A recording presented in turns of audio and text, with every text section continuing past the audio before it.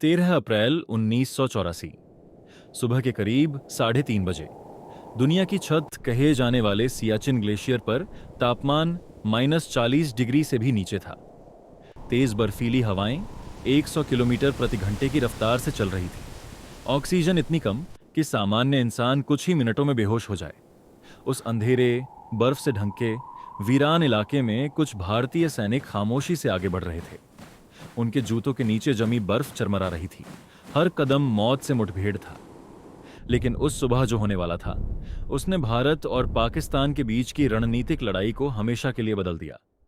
सवाल यह है, आखिर ऐसा क्या हुआ कि दुनिया के सबसे ऊंचे और सबसे खतरनाक युद्ध क्षेत्र पर भारत को इतनी जल्दी कदम उठाने पड़े? और कैसे एक गुप्त ऑपरेशन ने पाकिस्तान की पूरी योजना को ध्वस्त कर दिया? ये कहानी है ऑपरेशन मेघदूत की, वो मिशन जिसने सियाचिन पर भारत का नियंत्रण स्थापित किया। सियाचिन हिमालय की गोद में बसा करीब 86 किलोमीटर लंबा ग्लेशियर। समुद्र तल से 18,000 से 22,000 फीट की ऊंचाई पर फैला हुआ यह क्षेत्र इंसानों के लिए नहीं, प्रकृति के लिए बना लगता है। यहां न पेड़, न पक्षी, न कोई बस्ती, सिर्फ बर्फ, तूफान और खामोशी। 1949 में जब भारत और पाकिस्तान के बीच कराची समझौता हुआ, तो नियंत्रण रेखा को एक बिंदु तक चिन्हित किया गया, NJ 9842। इसके आगे लिखा गया थेंस नॉर्थ टूथ ग्लेशियर्स, यानी इसके बाद उत्तर की ओर ग्लेशियर तक। यहीं से एक रणनीतिक अस्पष्टता की शुरुआत हुई। भारत का मानना था कि रेखा सीधे उत्तर की ओर सियाचिन ग्लेशियर तक जाती है, लेकिन पाकिस्तान ने दावा किया कि रेखा उत्तर पूर्व की ओर कराकोरम पास तक जाती है। इस छोटे से वाक्य ने आने वाले दशकों की सबसे ऊंची जंग की नींव रख दी। 1971 के युद्ध के बाद शिमला समझौते में भी इस हिस्से को स्पष्ट रूप से चिन्हित नहीं किया गया। शायद तब किसी ने नहीं सोचा था कि यह बर्फीला मरुस्थल कभी युद्ध भूमि बन जाएगा। लेकिन 1970 के दशक के अंत में एक अजीब चीज होने लगी। विदेशी पर्वतारोहियों के नक्शों में सियाचिन क्षेत्र को पाकिस्तान का हिस्सा दिखाया जाने लगा। पाकिस्तान विदेशी पर्वतारोहियों को परमिट जारी कर रहा था, मानो यह इलाका उसी का हो। धीरे धीरे दुनिया के एटलस में भी यह क्षेत्र पाकिस्तान की सीमा के भीतर देखने लगा। भारतीय सेना के एक अधिकारी, कर्नल नरेंद्र बुल कुमार, जो खुद एक प्रसिद्ध पर्वतारोही थे, ने इस बदलाव को गंभीरता से लिया। 1978 में उन्होंने एक विशेष अभियान चलाया और सियाचिन के कई दर्रों, बिलाफोंडला, सियाला और ग्योंगला का सर्वेक्षण किया। वहां जाकर उन्होंने देखा कि पाकिस्तान धीरे धीरे अपनी मौजूदगी मजबूत कर रहा है। नक्शों की लड़ाई अब जमीन की लड़ाई में बदलने वाली थी। भारत ने यह समझ लिया कि अगर अभी कदम नहीं उठाया गया तो पाकिस्तान इस क्षेत्र पर कब्जा जमा लेगा और काराकोरम हाईवे से लेकर चीन के साथ उसकी रणनीतिक साझेदारी को मजबूती मिल जाएगी। सियाचिन पर नियंत्रण का मतलब था पूरा साल्तोरो रिज अपने हाथ में रखना, और जो साल्तोरो पर बैठा वही सियाचिन का मालिक। 1983 तक भारतीय खुफिया एजेंसियों को पता चला कि पाकिस्तान अप्रैल 1984 में इस क्षेत्र पर कब्जा करने की योजना बना रहा है। उसने विशेष ऊंचाई वाले कपड़े और उपकरण यूरोप से मंगवाए थे। भारत ने फैसला किया, अब इंतजार नहीं। ऑपरेशन का नाम रखा गया मेघदूत। संस्कृत में मेघदूत का अर्थ है बादलों का दूत।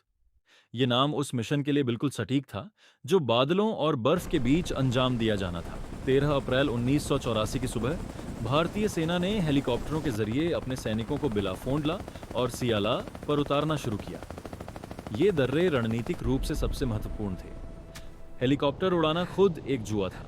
इतनी ऊंचाई पर हवा पतली होती है, इंजन की क्षमता कम हो जाती है। एक छोटी सी गलती का मतलब सीधा बर्फीली मौत। लेकिन भारतीय वायुसेना और सेना ने मिलकर यह असंभव सा मिशन अंजाम दिया। जब तक पाकिस्तान को पूरी स्थिति समझ में आती, भारत साल्तोरो रिज के अहम हिस्सों पर कब्जा जमा चुका था। 17 अप्रैल 1984 को जब पाकिस्तान ने अपने सैनिकों को भेजा, तो उन्हें पता चला कि ऊंचाई पर पहले से भारतीय सैनिक तैनात हैं, और पहाड़ों की लड़ाई में जो ऊपर होता है वही जीतता है। पाकिस्तान ने जवाबी कार्रवाई की। 1984 से लेकर 1987 तक कई बार भीषण झड़पें हुई। बर्फीले तूफान, ग्लेशियर की दरारें, हिमस्खलन, ये सब दुश्मन से भी ज्यादा खतरनाक साबित हुए। सियाचिन में लड़ाई सिर्फ गोलियों से नहीं होती थी, यहां दुश्मन था प्रकृति। कई सैनिकों की जान गोलियों से नहीं बल्कि ठंड, ऑक्सीजन की कमी और हिमस्खलन से गई। लेकिन इसके बावजूद भारत ने अपनी पकड़ ढीली नहीं होने दी। 1987 में पाकिस्तान ने क्वैद पोस्ट नामक एक ऊंची चौकी पर कब्जा जमा लिया। यह पोस्ट इतनी ऊंचाई पर थी कि वहां से भारतीय ठिकानों पर नजर रखी जा सकती थी। भारतीय सेना ने इसे वापस लेने का निश्चय किया। नायब सूबेदार बाना सिंह के नेतृत्व में एक टीम ने असंभव सा मिशन शुरू किया। बर्फीली दीवारों पर चढ़ते हुए, दुश्मन की नजरों से बचते हुए उन्होंने पोस्ट पर हमला किया और उसे अपने कब्जे में ले लिया। उस पोस्ट का नाम बदलकर बाना पोस्ट रखा गया। बाना सिंह को परमवीर चक्र से सम्मानित किया गया। समय के साथ सियाचिन दुनिया का सबसे ऊंचा युद्ध क्षेत्र बन गया। 20,000 फीट से ऊपर, जहां हर सांस एक संघर्ष है। लेकिन सवाल यह है, भारत ने इतनी कीमत चुकाकर सियाचिन को क्यों संभाले रखा? रणनीतिक दृष्टि से सियाचिन का महत्व बेहद बड़ा है।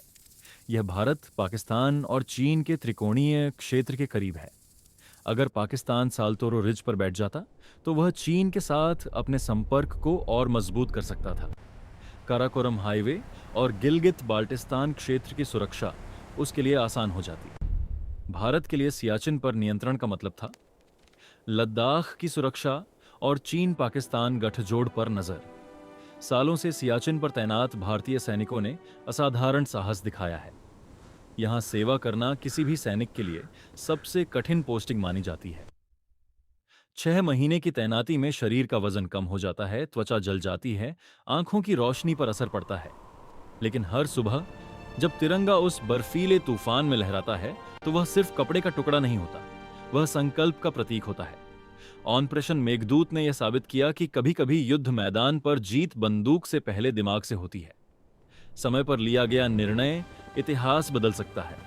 आज सियाचिन पर भारतीय सेना की मजबूत मौजूदगी है। बर्फ के उस मरुस्थल में जहां इंसान का रहना लगभग असंभव है, वहां भारत के सैनिक 24 घंटे तैनात हैं। 13 अप्रैल 1984 की वो सुबह सिर्फ एक सैन्य कार्रवाई नहीं थी, वह एक संदेश था। भारत अपनी सीमाओं की रक्षा के लिए हर चुनौती स्वीकार करेगा, चाहे वह दुश्मन हो या प्रकृति।